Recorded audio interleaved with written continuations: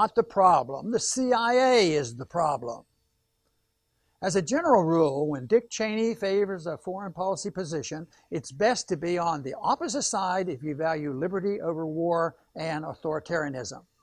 The former vice president's enthusiastic endorsement of not only Gina Haspel as CIA director, but of the torture program she oversaw should tell us all we need to know about Haspel. Saying that Haspel would make a great CIA director, Cheney dismissed concerns over the CIA's torture program.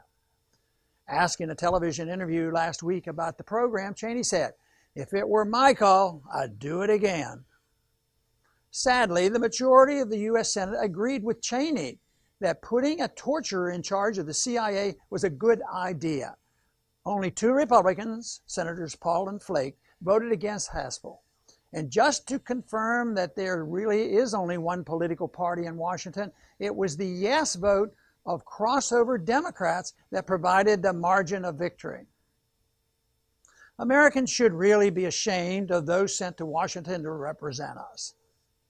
Just this month, the New York Times featured an article written by a woman who was kidnapped and sent to the secret CIA facility in Thailand that Haspel was said to have overseen. The woman was pregnant at the time, and she recounted in the article how her CIA torturers would repeatedly punch her in the stomach. She was not convicted or even accused of a crime.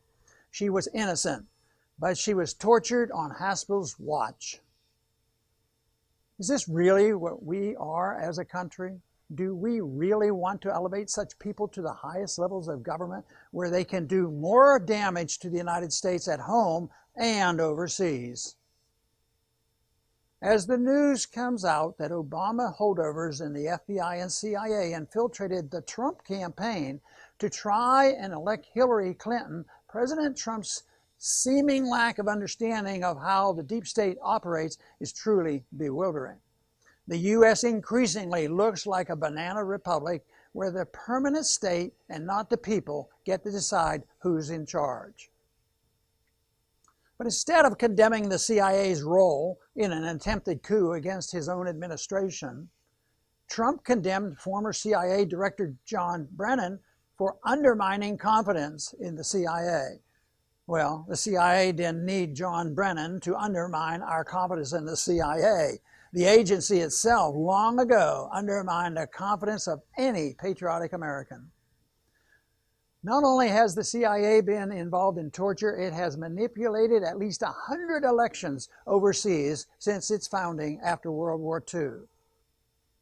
As President Trump watched Gina Haspel being sworn in as CIA director, he praised her. "You live in the CIA, you breathe the CIA, and now you will lead the CIA," he said. Yes, Mr. President, we understand that, but that's the problem. The problem is not Haspel. It's not John Brennan.